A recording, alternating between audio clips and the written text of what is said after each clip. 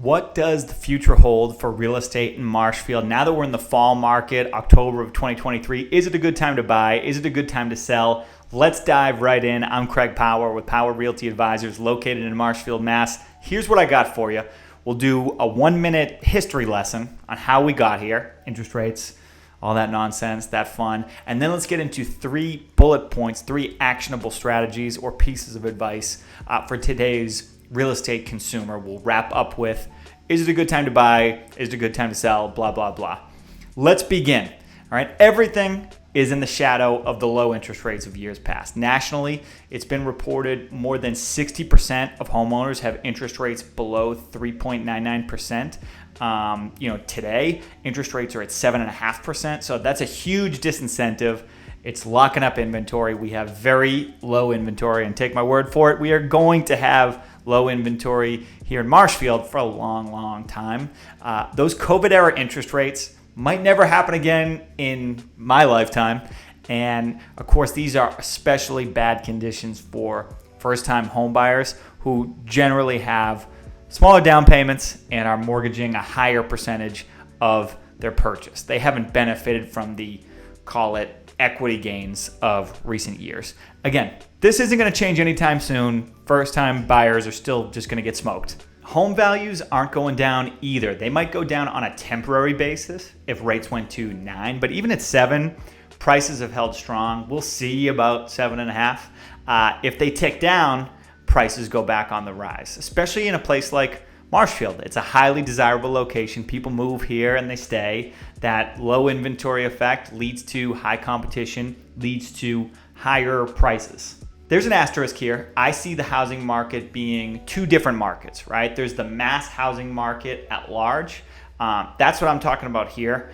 And then there's the luxury market, right? So around here, I classify that as above 1.2 million. The luxury market has seen some price reductions since the rate hikes began in 2022, but the greater housing market around here, prices have continued the steady upward trajectory, at least to this point, where we're suddenly sitting at 7.5% rates. Anybody trying to tell you that the greater residential real estate market is going to crash, any video or article you see about that, I would say it's wishful thinking. I'm sorry, but no. And on top of that, they really might not realize how insulated we are in the Marshfield mini market, right? They might not understand just how strong the demand is, especially from, say, a first-time buyer audience. Okay, so we're caught up. So even with today's high interest rates, above 7, demand steady, but slower, definitely still alive. And if rates go lower, if they tick down below 6, when that happens, you will see even more of an upward trajectory with prices. Now let's get into some real strategy for sellers. First point I want to make, today's climate. I've been saying this to people all year. Compared to the last few years, this is a way better market for a trade-up buyer or anyone selling and buying, their primary residence at the same time. It's easier to navigate that today than it has been in years. And I'm not sure people realize that. Obviously, there's one big disincentive.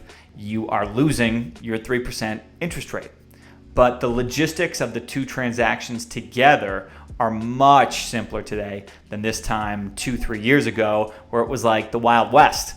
And it felt like you could be left on the sidelines as values shot up like 6% over the course of 2 months, right? That was a legitimate fear.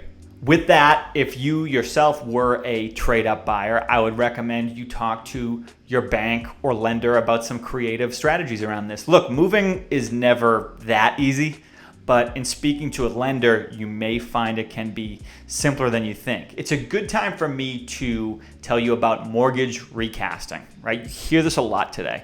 I wanted to highlight it here in this video. So many people don't know it's an option. Mortgage recasting is when you make a lump sum payment toward the principal balance of your loan.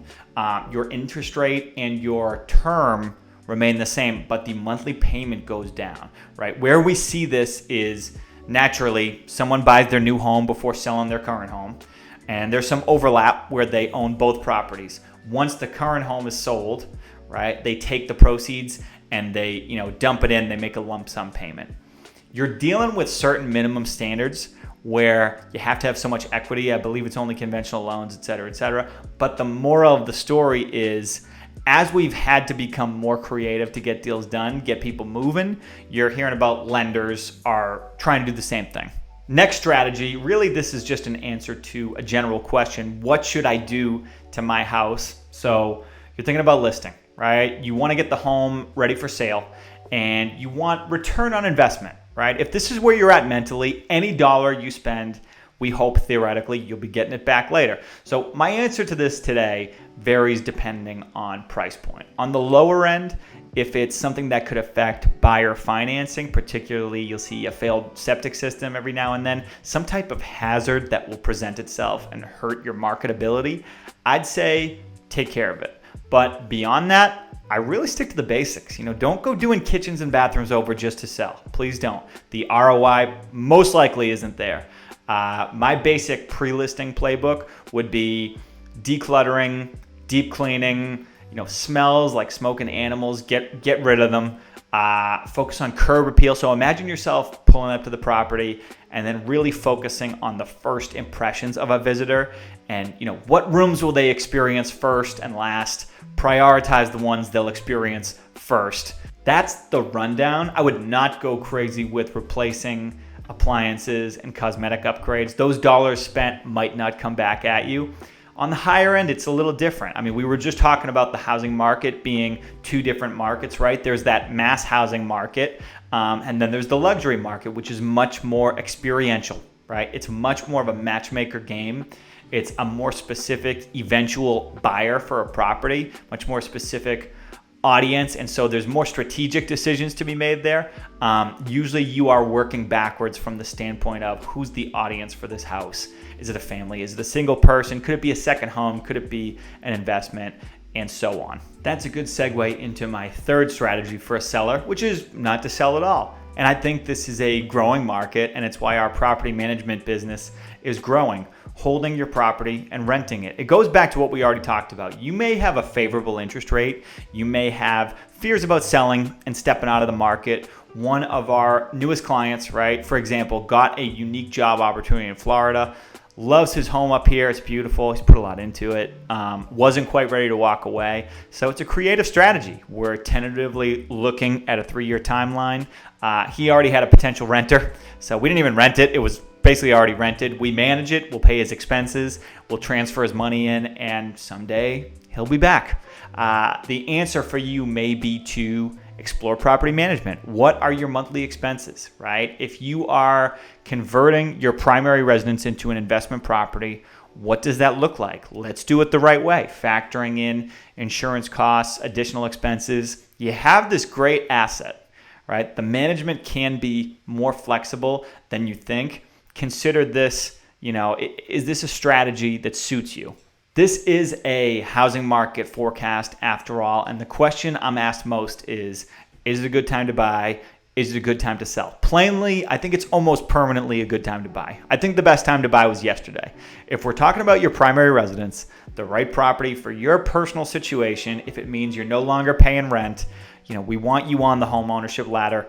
That's just how I see things. For a seller in Marshfield, right, is it a good time to sell? I would actually say if you own property that would be considered coastal or where the beach or access to the beach is any tangible draw, I would actually say to hold off on listing until February, March, April of next year. The reason being you get that built-in urgency on the buyer side, someone who wants to be in and settled by the summer. And also, frankly, rates got to 7.5 sort of rapidly here. I mean, that might be a bigger reason. And for all sellers, this is more of an anecdote than a proven fact, but I've noticed for buyers, I saw this all through 2022. As rates go up, the buyer activity wanes, they slow down. There's this whiplash effect, but if they stay still, they don't go up or down. In the mind of the buyer, they get some time to adjust and they sort of adapt to the new market conditions. And the more adapted they are, the more aggressive they tend to be. Specifically today in October 2023, we are seeing a bit of this buyer whiplash. So it doesn't feel like a terrific time to list. Just being honest, right? We can't always really time this out, but the more you know.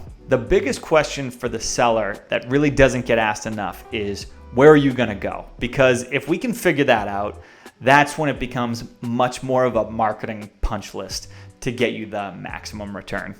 Thanks for watching. Please follow along on YouTube, Facebook, and Instagram. I have more videos on the way. And of course, contact Power Realty Advisors with any of your real estate related questions. Thank you.